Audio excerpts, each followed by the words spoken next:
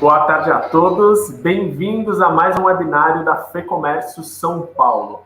Hoje a gente vai falar de um assunto que é muito importante em qualquer período, para quem tem um negócio, para quem é empreendedor, mas que é ainda mais importante durante essa fase complicada que nós estamos vivendo com o coronavírus: gestão.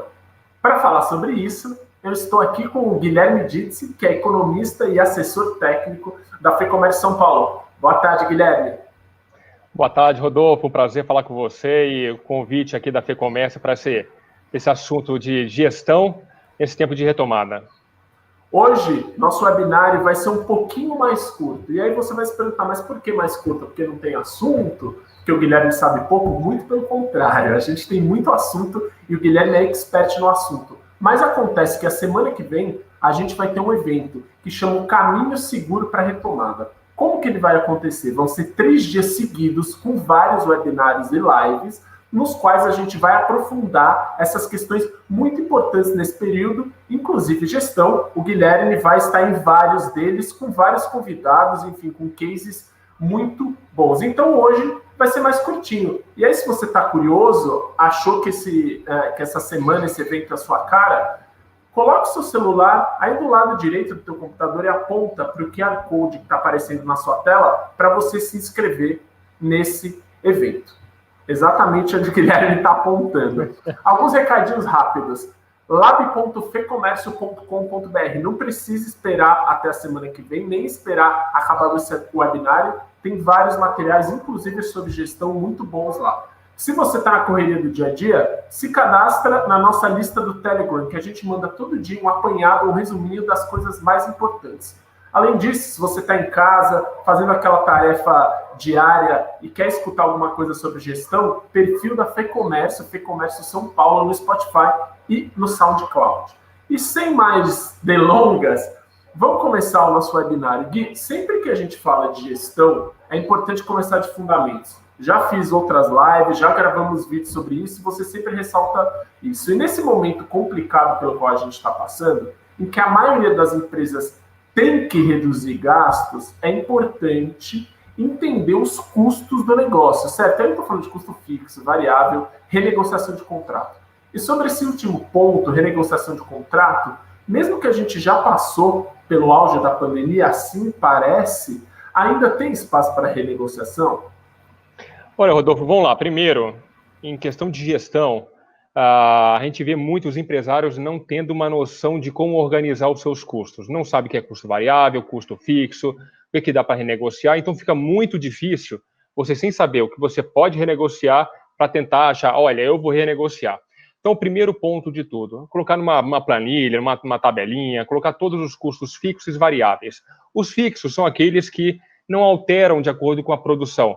Por exemplo, nós estamos falando de aluguel. Se você produzir 100, 200, 300, você vai manter aquele mesmo valor.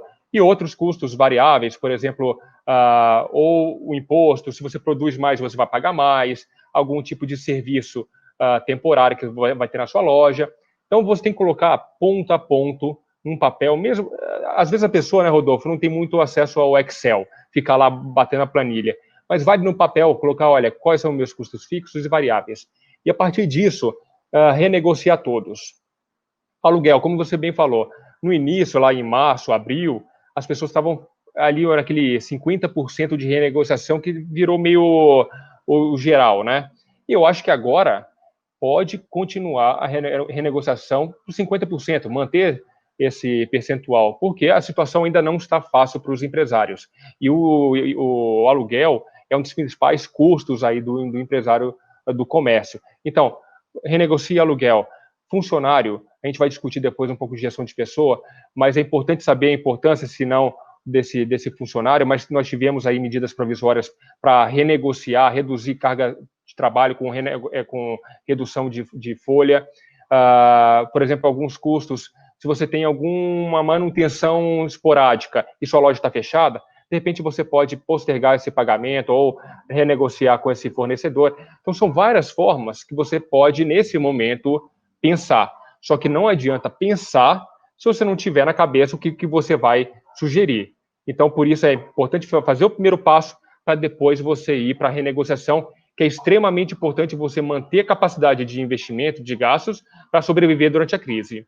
Para você que está nos assistindo, o nosso tempo, como eu disse no começo, é um pouquinho mais curto, mas a gente está aqui também para tirar as dúvidas, para tirar as suas dúvidas. Então aproveite que o Guilherme é especialista no tema, entende tudo de economia, e mande sua dúvida para ele. Como você faz isso? Escreve aí no chat, que quem está nos assessorando, a gente tem uma equipe grande que nos assessora fora das câmeras, eles vão passar as perguntas para a gente, ou vão ajudar você respondendo pelo chat, colocando links e outras coisas. Guilherme, você falou de renegociação, mas no caso do comércio, a gente tem uma outra preocupação, que são os estoques. Em relação a esse ponto, nesse período de pandemia, o que o empreendedor tem que fazer para evitar problema? Rodolfo, vale lembrar, Márcio, estoque é custo, estoque parado é custo. Ou seja, se eu compro determinada quantidade de produto, sei lá, a R$5.000, eu estou tirando R$5.000, colocando em produto, e se ele não sai para venda, ele está ficando lá parado a R$5.000. Então, é importante que o empresário pense, olha, qual a minha demanda nesse momento? Se eu tiver um estoque muito grande, eu vou tirar esses recursos que eu poderia estar gastando para pagamento de funcionário, para investir em algum equipamento, para pagar algum fornecedor e ter algum desconto. Então, você tem que fazer uma relação muito boa nesse momento, saber qual o seu nível de estoque de demanda, para não ter um gasto extra e poder sobrar para outros gastos mais importantes nesse momento. Estoque, é importante dizer o seguinte, saber uma demanda diária, média diária, e saber qual é o prazo que o fornecedor vai entregar esse produto. Então, por exemplo, se eu tenho 2 camisas diárias, eu tenho lá 20 camisas, então o empresário vai entregar em 5 dias, uma semana. Então, você tem que saber exatamente qual o prazo que essas camisas vão terminar, e para o empresário antecipar essa vinda do fornecedor até para não ter o estoque. Então, é um controle de estoque muito minucioso, você não pode ter um excesso de estoque, porque é custo parado, e custo parado poderia estar indo para outra área, para pagar funcionário, para investir em algum equipamento, enfim, fazer alguma inovação, né, que a gente fala reinvenção na sua loja. Reinvenção é uma palavra importante que a gente tem usado bastante na FEComércio nesse momento, é uma coisa essencial. E aí, falando de reinvenção, eu quero aproveitar o seu gancho, você falou dos funcionários, da importância dos funcionários, aí eu queria fazer aqui um link, funcionário com cliente. Como eu tenho que lidar com o cliente durante esse período? Uma boa relação com o cliente sempre foi extremamente importante. Mas agora a gente tem algumas diferenças. E aí, dentro desse contexto, então, saber atender a necessidade do cliente, qual que é a importância do engajamento do funcionário para a fidelização do cliente? Eu queria que, se você pudesse, citasse alguns exemplos. Rodolfo, olha, o que eu estou mais vendo nessas lives, webinários, são pessoas falando sobre gestão e falando, olha, sobre empreendedorismo, como eu vou me profissionalizar no negócio, como eu vou entender da minha tecnologia, etc., como que eu vou atender o cliente.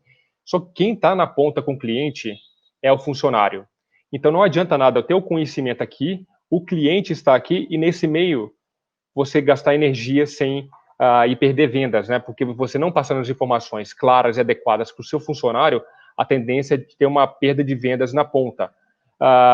Então, é importante você ter esse conhecimento, absorver esse conhecimento e conseguir transferir para esse funcionário.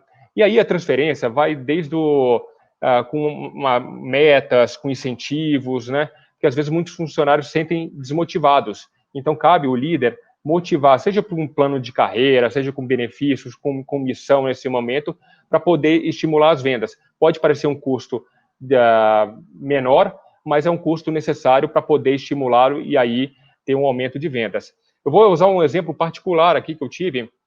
Fui numa loja de utensílios domésticos, nessa adaptação aí de economia, né, da retomada, da reabertura, e quando eu fui pagar, eu vi lá aquele QR Code, né, de uma maquininha de pagamento, o Mercado Pago. Só que eu queria pagar com esse aplicativo, só que o funcionário não sabia, né? Aí a outra funcionária falou, não, mas esse sistema está desativado. Então, para que coloca esse sistema de pagamento lá? Né? Você cria, olha, vou ter que pagar no cartão, vou ter que sacar meu cartão, vou ter que ir na maquininha. Ou seja, eu poderia fazer já uma forma muito mais acelerada, um cashback, que às vezes muitos desses aplicativos têm, e de repente o funcionário não sabia. Mas será, Rodolfo, que o dono sabia desse problema? Tem noção? Então, é esse o ponto que eu quero levar, da importância de estar no dia a dia, de monitorar os erros e acertos para poder resolvê-los imediatamente.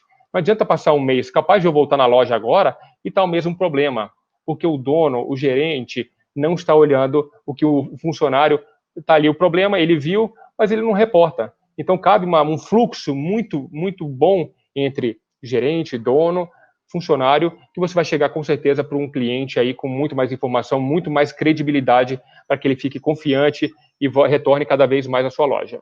Pegando essa questão do funcionário, enfim, o que a gente está discutindo aqui é gestão e capacitação nessa sua fala. Embora muitas empresas não tenham conseguido pagar as contas, a gente sabe que não está fácil, dezenas de milhares de negócios quebraram, a demissão dos funcionários, a não ser em caso de extrema necessidade, pode não ser a maneira mais inteligente de cortar um custo, né, Guilherme? Rodolfo, a gente fala o seguinte, primeiro, tem que voltar a barriga no balcão, né? O dono tem que voltar a barriga no balcão, voltar a atender, não é somente abrir a loja, fechar a loja, ele tem que estar no dia a dia para entender todos os processos. E dali, de repente, ele pode otimizar o trabalho dos funcionários. Se ele precisa, olha, não tem um custo para arcar com 5 funcionários, então eu posso ter 3. Então eu tenho 3, mas eu substituo 2 ali, fazendo uma eficiência maior, atendendo os clientes também. Então é muito mais nesse sentido de você monitorar o que é mais importante e o que é menos importante. Eu vou usar outro exemplo. Tive uma outra loja e na área de pagamento, uma área pequena, tinham 3 pessoas, uma para checar o preço, a outra para trazer os produtos para o cara que estava checando e a outra para embrulhar. 3 pessoas num espaço muito pequeno. Será que não falta uma otimização dos funcionários? Então a gente fala, funcionário extremamente importante. Mas nesse caso caberia uma otimização. Você poderia reduzir talvez o quadro de funcionário nesse momento, otimizar o processo e depois, no momento seguinte, uma retomada, você recontratar. A gente não está falando para demitir as pessoas, a gente está falando para otimizar, porque não adianta nada um estabelecimento cheio de funcionários ineficientes, você só vai corroer ali seu faturamento e você vai prejudicar todo o negócio. Então, é importante que haja, sim, aí um planejamento, uma otimização dos funcionários, para que haja um fluxo, desde a pessoa que está na loja, no salão, da pessoa que está fazendo pagamento, das pessoas que vai embrulhar, para que haja um processo linear, muito fácil, eficiente, e que não demore, não crie filas, por exemplo. Então, não adianta nada ter 5 funcionários e com uma fila enorme de gente para atender. É nesse sentido, mas funcionário é extremamente importante, principalmente aqueles bem qualificados, e de determinadas lojas específicas, que entendem no produto, que se você tirar ele e for repor com outro funcionário, talvez a informação não chegue da forma adequada. Vai precisar de um tempo para a formação e com isso vai perder. Então, às vezes, esse custo a mais acaba sendo um faturamento a mais depois. Perfeito. E a gente tem uma pergunta, Guilherme, do CJ Sucatas. Ele diz que ele tem dúvidas em relação ao planejamento financeiro. Quais são as orientações para ele, Guilherme? O planejamento financeiro vai depender muito de cada negócio, né? Por exemplo, a gente fala de loja de brinquedo. Planejamento é para Dia das Crianças agora em outubro. Então você tem que fazer o planejamento. Quem trabalha com Páscoa, por exemplo, tem que pensar o planejamento até o mês de março, ou abril, depende da Páscoa. Então tem que fazer exatamente esse fluxo de caixa, saber quando que o dinheiro vai entrar aí com vendas de cartão de crédito, se vai ser com cheque, se vai ser com dinheiro, vai ser a prazo, para ter esse encaminhamento. Você não pode deixar esse fluxo, por exemplo, eu tenho que saber exatamente quanto que eu vou receber hoje, para pagar os determinados impostos, funcionários, etc. Se eu não souber isso, vai acabar o quê? Eu vou ter que ir até o banco para pegar uma taxa de juros mais cara para poder pagar esse financiamento, ou seja, eu estou tornando o negócio ineficiente. Eu estou, ao invés de organizar de uma forma correta esses recursos planejados de acordo com os dias e com isso pagar as coisas, não. Aí pode ter problema se você não se organizar. Mas cabe cada negócio, cada setor, para definir qual o seu planejamento de longo prazo. E aí tem que planejar também o seguinte, se eu tenho uma data específica, como o Dia das Crianças, a minha maior receita será nesse mês, mas eu tenho que investir antes. Então, vale a pena aí, dependendo, contrair crédito para pensar numa aquisição de produtos, de estoque para as vendas e depois você conseguir pagar rapidamente. Então, vai muito de cada negócio, não tem uma regra simples, cada um vai ter o seu planejamento. A gente também tem uma pergunta da Ana Paula, que está nos assistindo. Ela diz o seguinte: existe alguma perspectiva da FEComércio São Paulo em relação à queda do valor dos aluguéis comerciais? Então, voltando um pouco àquele ponto de renegociação, né, de contratos que a gente falou no começo. Ana Paula, os preços caíram bastante. Praticamente em todos os lugares, só em alguns centros que tem uma demanda maior, por exemplo, a gente pega na cidade de São Paulo, imóveis ali perto da Faria Lima, Paulista, Vila Olímpia, Vila Mariana, é difícil você ter uma redução muito significativa do preço do imóvel. Mas regiões mais periféricas acabam tendo uma queda maior. E nesse ponto, Rodolfo, até tive uma conversa esses dias, uma outra live, a pessoa perguntou, será que eu espero para investir?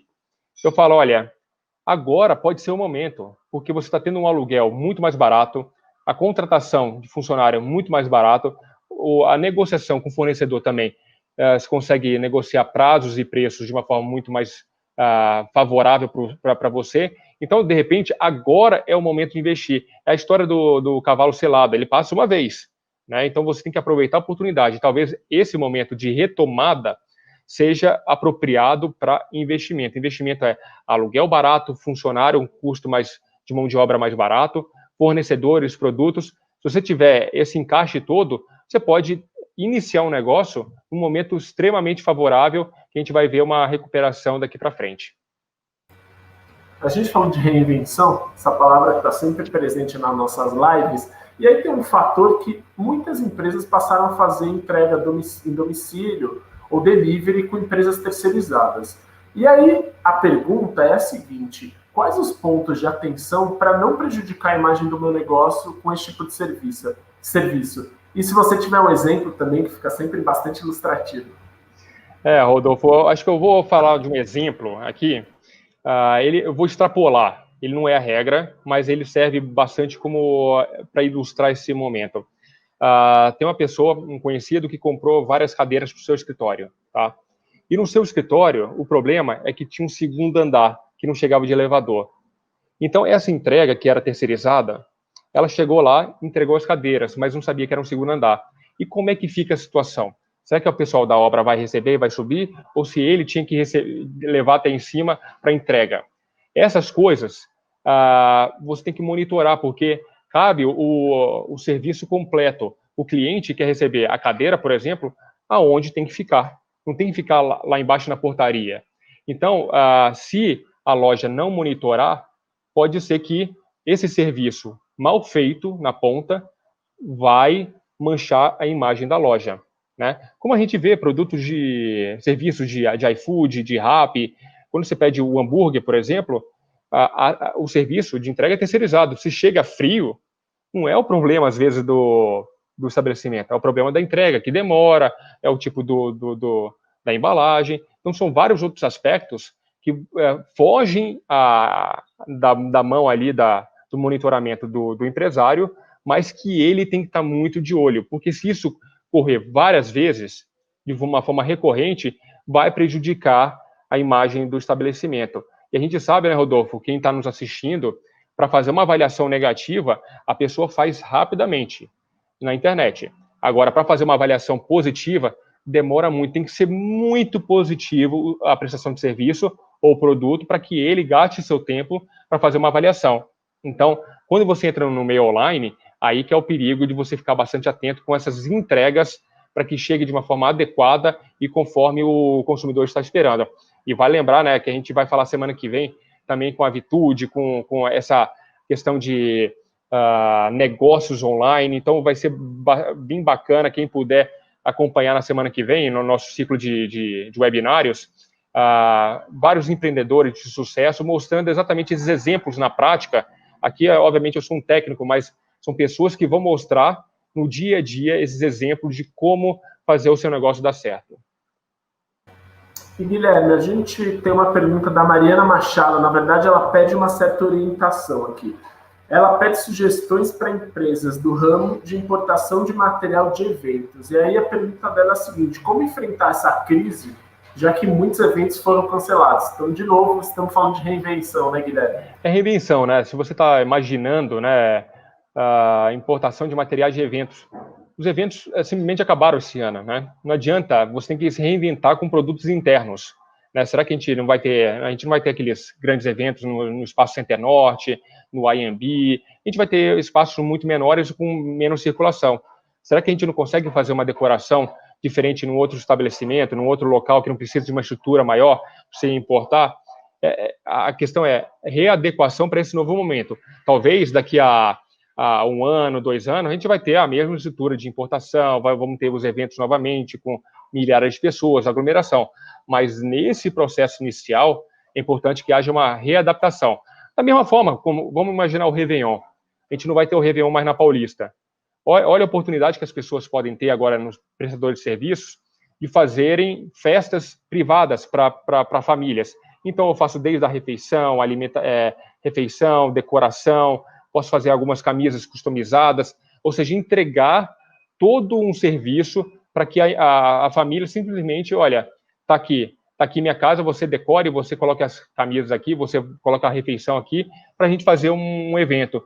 Então, é muito mais nesse nível de readaptação nesse momento, para depois a gente voltar a uma certa normalidade. Vai lembrar que importação com dólar a 5,40, com uma economia muito fraca, praticamente, eu diria que a gente não gosta de ser mais pessimista, né? Mas é de uma forma inviável, né? Você não consegue repassar esse custo ao cliente.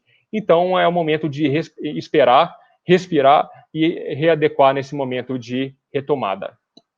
Mariana, para complementar tudo isso que o Guilherme falou, a gente fez um webinário exatamente sobre esse tema, eventos. Ele contou com a presença da Mariana Aldrigue, que é presidente do Conselho de Turismo aqui da FEComércio, e tem 1 hora de um conteúdo muito rico sobre isso que pode ajudar a te dar alguns insights. Então, ou você pode procurar esse evento que está na íntegra aqui no YouTube da FEComércio mesmo, ou você entra no lab.fecomércio.com.br, que você vai ter um resuminho do que foi falado, um resumo com os principais pontos e um material analítico sobre isso. Então, ali talvez você tenha outros insights, além desses que o Guilherme acabou de dar para você. E, Guilherme, mais uma pergunta aqui no nosso chat da Marielle. Ela diz o seguinte: mesmo com o fluxo de caixa prejudicado nesse período da pandemia, vale a pena investir em publicidade? Rodolfo, eu não sou do marketing, mas eu acho que vale a máxima, né? Quem não é visto não é lembrado. Então, eu acho que é esse o momento de investir, sim, mesmo com um fluxo de caixa ruim, mas assim, o que a gente fala, não adianta também contratar uma consultoria que vai gastar milhares de reais para entregar um produto que você talvez conseguiria fazer da sua forma, né? Hoje a gente está falando de Instagram, Facebook, WhatsApp. Será que não pode somente uma pessoa ou um funcionário que está ali esperando esse cliente entrar e, de repente, ter um computador com acesso ao WhatsApp para passar as informações? Então, eu não vejo quem não tiver condição, não há uma necessidade de um dispêndio muito grande de dinheiro.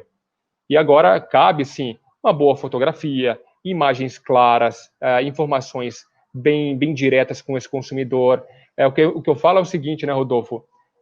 Fui até dando outro exemplo aqui de orientação para os nossos empreendedores. Eu fui numa loja que estava mostrando, olha, desconto de 75% no produto. Só que eu sabia que aquele produto custava R$100. Só que na etiqueta estava lá, desconto de 75%, de 400 para por R$100. Então, ali eu me senti um pouco desconfiado, né? Eu falei, eu não volto nessa loja. Então, não adianta você investir em publicidade, só que investir errado. Você tem que passar clareza. Não adianta fazer aquela velha história da metade do dobro, né, do produto. Os consumidores hoje têm isso aqui na mão, celular, eles estão com acesso a tudo que tem de mais moderno, preço, se ele colocar aqui, eu quero uma TV de 42 polegadas, ele coloca aqui, vai ter todos os preços médios de todas as lojas. Então, se ele chegar numa loja e o preço estiver muito acima, ele vai simplesmente sair fora.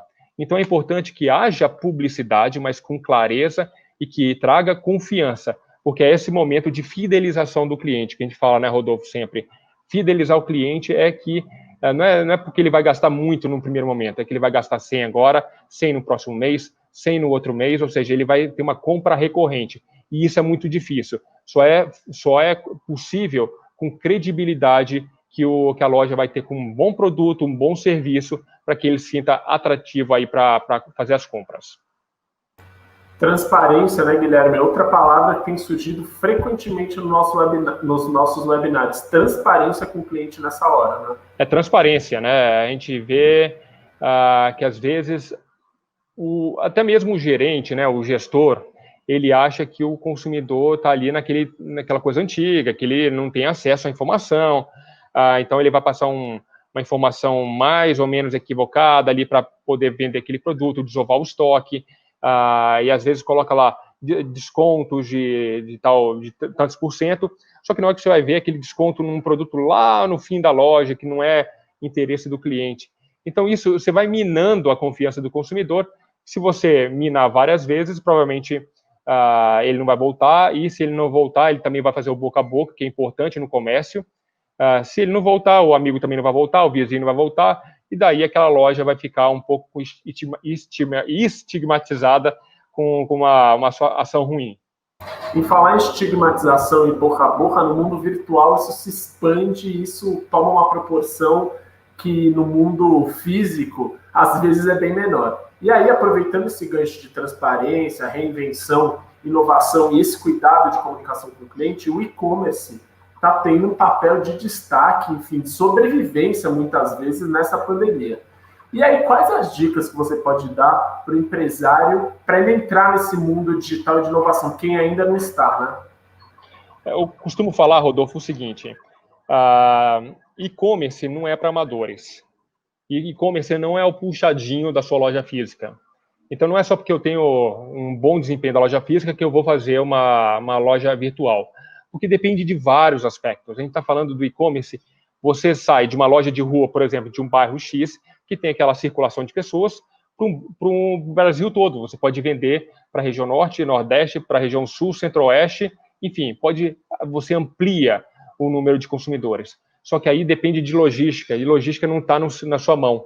Por exemplo, uma demanda em Manaus vai demorar provavelmente de 7 a 15 dias para chegar o produto.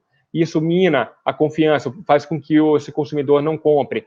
O Nordeste também tem problema de logística. Aqui em São Paulo, você tem entrega em 1, 2 dias, isso facilita. Então, não adianta você entrar no e-commerce sem fazer um planejamento de negócio. Né? Tem um centro de distribuição, você tem que saber qual a logística, se depender dos correios. Tem a questão de greve, tem problema de atraso de entrega, você tem problema de furto de mercadoria. Então, isso tudo você tem que ter uma noção de risco para poder contornar se tiver algum problema. Por isso que eu falo, é muito mais importante a digitalização do negócio do que propriamente o e-commerce. A digitalização, como a gente estava falando, é você entrar no Instagram, no Facebook, no WhatsApp, estão se tornando ferramentas de comunicação. E vai lembrar, óbvio, que não está ativa agora, mas o WhatsApp estava com ferramenta de pagamento, né? Óbvio que o CAD, que é o Conselho de Administração de Economia, barrou junto aí com o Banco Central para que não tivesse esse avanço, mas daqui a pouco vai aparecer essas formas de pagamento via WhatsApp, via próprio Instagram. Então, a digitalização é mostrar o seu produto na internet, não necessariamente você vendê-lo na internet. Então, aí você tira vários problemas da frente. Você tira o problema de logística, de fazer um site de segurança de pagamento no portal, ou até mesmo você pode aproveitar, Rodolfo, o Marketplace. A gente está falando de Magazine Luiza, de Submarino, esses dão oportunidades para o pequeno varejista colocar os seus produtos. Só que ali, imagina a quantidade de produtos que estão sendo vendidos. Então você vai ser um em milhares. Então você precisa ganhar destaque. E destaque você faz com uma boa foto no Instagram, com uma comunicação muito rápida. Quando a pessoa manda um DM, você responde imediatamente, pergunta de onde você mora, eu posso entregar, eu posso fazer uma promoção se você comprar outro produto. Então é esse contato que o micro e pequeno consegue de uma forma muito mais customizada, porque o grande não consegue falar, Rodolfo, o que você gostaria? Mas o pequeno e médio, ele sabe, olha, Rodolfo, você mora em tal lugar, eu posso entregar um produto para você. Enfim, é muito mais nessa customização que está virando, que cria uma oportunidade para daqui em diante.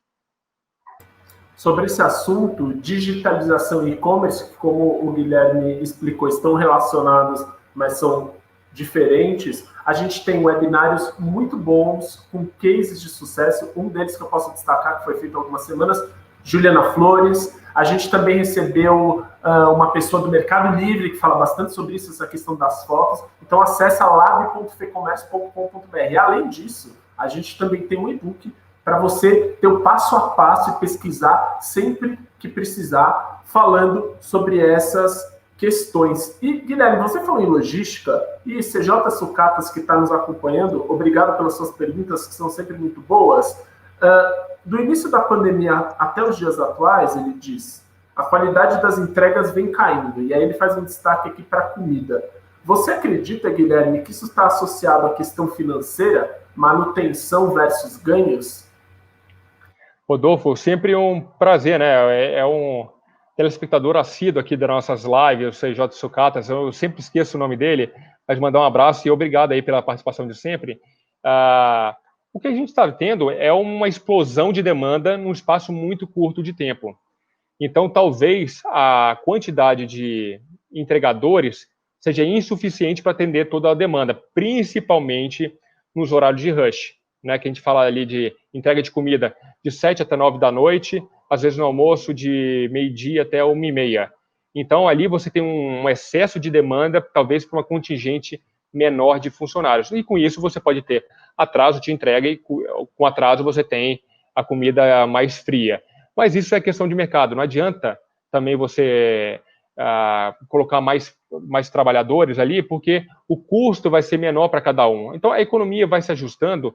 É natural nesse momento de pandemia, as pessoas em casa, que haja essa distorção completa aí da relação demanda e oferta, mas que depois, quando tiver a recuperação da economia, as coisas se ajustam, né? É igual, por exemplo, no início, todo mundo vai lembrar do Uber. Do Uber era um excelente mercado de trabalho, porque tinha poucos motoristas, cada um ganhava bem para aquela época. Depois foram entrando vários motoristas, aí os números de carros de Uber ultrapassaram os carros de táxi, ficaram uma oferta tão grande que hoje a pessoa tem que trabalhar ali 14, 16 horas para conseguir tirar uma graninha razoável, que há 5 anos você conseguia com muito mais facilidade. Então, mas aí, o que acontece? A economia vai se ajustando, a pessoa vai vendo, será que 16 horas vale a pena? Não, então vai saindo as pessoas que não conseguem manter esse ritmo e vai voltando a uma oferta mais razoável para as pessoas que conseguem trabalhar e atender a demanda do momento. O usuário de CJ Sucatas é o Roberto, Guilherme. Obrigado, Roberto. Um abraço para ele. Obrigado, Roberto. Continuando aqui, a gente tem mais perguntas. Estamos nos aproximando do final, porque hoje é mais curto, mas vamos atender aos internautas que estão participando bastante com perguntas muito relevantes. A Márcia Regina fala, enfim, explica o caso dela. Ela diz que ela tem uma papelaria e está muito preocupada, pois em uma época normal já estaríamos recebendo materiais de volta às aulas. E agora, provavelmente, nem haverá procura lá no início do ano. A pergunta dela é, investir ou não? É difícil, eu não sou... Quem está no dia a dia, eu acho que pode entender melhor. Mas, pelo menos, não são produtos perecíveis, ou seja, eu não tenho um caderno, tem folhas datados, né, de 2020 que eu não consiga reaproveitar. Então, todo esse material, todo esse estoque será reutilizado em alguma hora. O que ela pode aproveitar, de repente, as pessoas estão tendo aula em casa, né? Então, não, de repente, seja o caso dele estar pensando em uma entrega a domicílio desse material, fazer um conjunto simples, né? Lápis, caneta, algum papel, caderno, algum livro, agenda, para poder entregar com algum tipo de promoção, para poder desovar esse estoque. Quer dizer, não é porque as aulas presenciais não estão correndo que as pessoas não estão escrevendo, principalmente as crianças em casa, nos seus cadernos. Então, a demanda existe. Talvez, aí eu estou falando como uma pessoa de fora, um observador, que talvez seja essa oportunidade de eu criar combos, né, para poder entregar para esse cliente, porque por mais que a escola tenha, enfim, ter sido online, os alunos vão ter que mudar de grau ano que vem. Então, vai ter uma demanda, mesmo que não tenha aula presencial, vai ter uma demanda por material. Então, acho que pode ser o caminho de entregas a domicílio de materiais com preço mais baixo, para você, pelo menos, tirar esse estoque passado, gerar um pouco de caixa para você, e daí você espera um pouco, né? Espera para ver como que vai acontecer, porque a gente sabe a política, como é que funciona, e a ciência, essa disputa, né? Que a gente fica no meio. Você tem a volta da escola, que seria setembro, aí passa para outubro, daqui a pouco vai ser novembro, ou seja, não dá para trabalhar na incerteza de curto prazo. A incerteza tem que trabalhar no longo prazo, sabendo que a escola vai voltar. E nesse momento, o que dá para fazer? Entregas de pacotes específicos para determinados alunos, para que eles possam utilizar em suas casas, porque as coisas estão acontecendo mesmo em suas residências. E, para a gente finalizar, você falou de futuro e que é difícil prever no curto prazo. Isso a gente tem visto nos noticiários econômicos frequentemente. Aquele negócio, a recuperação V, é a recuperação U, é a recuperação W. A gente ainda não tem um quadro consolidado disso. Então, é difícil, óbvio, prever o que vai acontecer. Na verdade, é impossível prever o que vai acontecer. Mas, depois que quem conseguiu navegar por essas águas turbulentas se equilibrou no meio dessa crise, como é que o empreendedor pode minimizar choques do futuro, já que a gente não sabe o que vai acontecer? Além de seguir todas essas dicas que você falou, o empreendedor, a empreendedora tem que ficar mais atento e fazer uma economia maior para ter uma segurança lá no futuro, se a gente tiver outros chacoalhões? Rodolfo, vou responder essa, mas depois tem a do Daniel aí no nosso YouTube, para a gente responder sobre o turismo, rapidinho. Mas, de fato, o que acontece, Rodolfo, os imprevistos são normalmente semanais. A gente, para ter uma pandemia como essa, talvez daqui a 100 anos. Então, muita gente fala, o que os empresários aprenderam durante a crise? Será que eles vão economizar 3 meses, vão guardar 3 meses? Eu acho que não é por aí. Porque quem se lembra em fevereiro, eu sempre lembro nas lives, em fevereiro nós tivemos aquela enchente nas marginais, que até o CEAGESP ficou alagado, as pessoas nem lembram disso, né? Então, mas é isso que é o imprevisto para o varejista.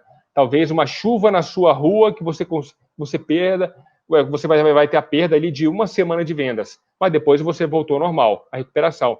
Então, a economia e a segurança, o colchão que você pode ter, é para 1 semana, 1 mês, é para pouco tempo. Não adianta a gente entender isso como um evento constante, né? Esse evento da pandemia do coronavírus. Então, eu não vejo nesse aspecto como que as pessoas devem se preocupar bastante com isso. Não. Se preocupem mais com as suas vendas, com a qualidade do seu produto, com a qualidade da comunicação, e isso vai ter um retorno de vendas, e com isso você consegue fidelizar no longo prazo. Você vai ter sempre acidentes, todo mundo vai ter acidente. Quebrou a geladeira da minha loja. Putz, eu perdi meus produtos congelados. Beleza, eu posso repor com uma nova geladeira e na semana que vem eu vou estar vendendo novamente. Esses são os imprevistos. O que a gente está vivendo agora não é normal, não deve acontecer novamente tão próximo. E a pergunta do Daniel Barbosa, que você já estava de olho, qual a visão de vocês para a gestão de negócios turísticos no pós-Covid? Ele se refere à alocação de chalés e flats em cidades de alto potencial turístico. Olha, Rodolfo, eu vou me colocar aqui como assessor também do Conselho de Turismo, mas quem sabe mais isso sobre esse assunto, Mariana Aldrich, que também estará no nosso ciclo de webinário semana que vem, falando sobre turismo, sobre a retomada do setor. Mas, ouvindo a professora, ela fala o seguinte, que as pessoas devem fazer suas viagens nesse primeiro momento num raio ali de 100, 150 quilômetros da sua cidade, né? Vão evitar, no primeiro momento, viagens mais longas, com risco, por exemplo, de não poder não voltar, de ter alguma infecção lá na contaminação, lá onde vai se hospedar. Às vezes não sabe, por exemplo, uma região norte, se os hotéis estão com aquele selo de controle de higienização. Então, o controle nesse momento, quer dizer, a gente nunca tem controle, né, Rodolfo? A gente acha que tem um controle, mas pelo menos você está no seu carro, fazer uma viagem de 100 quilômetros, sabendo que você pode voltar para sua casa num tempo mais rápido, isso facilita e dá muito mais segurança. Então, essas estâncias turísticas, essas chalés, pousadas do interior, estão sendo a saída dos, por exemplo, aqui em São Paulo, dos paulistanos, para poder se livrar um pouco, né, desse momento tão ruim da pandemia. Então, essas viagens curtas tendem a voltar mais rápido. Agora, vamos falar de um turismo de luxo. Muita gente ainda tem muito dinheiro no Brasil. Então, viagens de luxo devem voltar de uma forma muito mais rápida. Talvez o turismo mais popular, o turismo em massa, não deve voltar tão rápido por conta de vários aspectos. Primeiro, desemprego, renda das famílias, você tem uma malha viária, malha aérea, que não tá como estava antes, você está mais ou menos 50% do que estava antes. Então, tudo isso prejudica com que os turistas acabem viajando pelo Brasil. Então, mas quem puder investir nesse momento em chalés, pousadas pequenas, para receber essas pessoas que estão na cidade sofrendo aí no dia a dia, no seu apartamento fechado, sem poder sair, e pelo menos utiliza o final de semana como uma porta de saída e respirar um pouco na crise, pode ser sim um momento de investir. E também vale lembrar, digitalização dos hotéis e pousadas, que tem muita avaliação, muita coisa bacana aí para a gente trabalhar. Daniel, complementando isso que o Guilherme falou, a gente teve um webinário com a Mariana Albrig, que é presidente do Conselho de Turismo da FEComércio São Paulo, professora, muito versada no assunto, também com a Ana Bizelli, que é presidente da Resorts Brasil, e com o Ricardo Roman Júnior, que é presidente da ABIH de São Paulo. Eles falam exatamente sobre o setor hoteleiro. Então, já está no nosso YouTube, e se você quiser um resumo e um material mais assertivo, cadastre-se no lab.fecomércio.com.br. Além disso, ela fará uma live específica semana que vem sobre o setor do turismo no nosso evento. E eu queria encerrar esse nosso encontro de hoje exatamente lembrando para você se inscrever no nosso evento Caminho Seguro para a Retomada. Todos vocês que estão nos assistindo, esse QR Code que está aí no cantinho direito do seu computador, aponta a câmera do celular para ele, que você vai poder se cadastrar nesse evento, tá? Então, cadastre-se no evento, tem dúvida, lab.fecomércio.com.br. Queria que você encerrasse, Guilherme, falando de outros motivos para as pessoas acompanharem o evento Caminho Seguro para a Retomada. Rodolfo, é fácil, né? Muito conteúdo. Eu acho que informação nunca é demais, ainda mais nesse momento de retomada. A gente vai trazer várias informações sobre, novamente, um pouco mais aprofundado sobre fluxo de caixa, estoque, sobre crédito. A gente não falou de crédito, mas semana que vem a gente vai ter a AB Fintech, sobre as fintechs de crédito. Então, não somente o Pronamp, que está aí com uma taxa de juros barata, a gente vai falar sobre outras formas de como você, empresário, pode contrair um crédito barato, com condições especiais, como está tendo aí do Pronamp. Então, são várias formas aí para a gente trabalhar semana que vem. E convido a todos aqui, novamente, põe seu celular aqui no QR Code aqui embaixo, e entre no nosso site lab.fecomércio.com.br, que lá tem todas as informações, todos os conteúdos do webinário que a Mariana teve essa semana, desse webinário agora, vários conteúdos sobre reforma tributária. A gente está com um conteúdo muito vasto, que vale a pena você acessar esse conteúdo e sempre, quando tiver dúvidas, entrar em contato conosco. Então, até semana que vem, faço esse convite a todos para participar do nosso ciclo de palestras. Muito obrigado, pessoal. Até a semana que vem com várias palestras. 3 dias, não perca.